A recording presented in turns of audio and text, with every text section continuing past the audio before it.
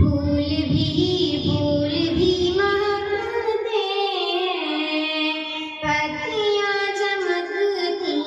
ہیں، پھول بھی مہکتے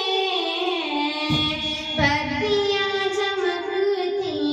ہیں، گلشن مدینہ کی، گلشن مدینہ کی تتلیاں چمکتی ہیں، پھول بھی مہکتے ہیں، پتیاں چمکتی ہیں، مصطفیٰ کے قدموں کی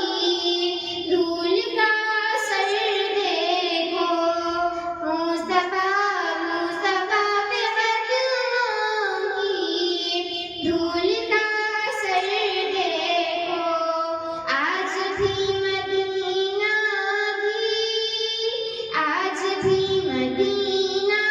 کی پتیاں چمکتی ہیں، پھول بھی مہکتے ہیں، پتیاں چمکتی ہیں، آسمان پر تارے کس طرح چمکتے ہیں، اس طرح صحابہ کی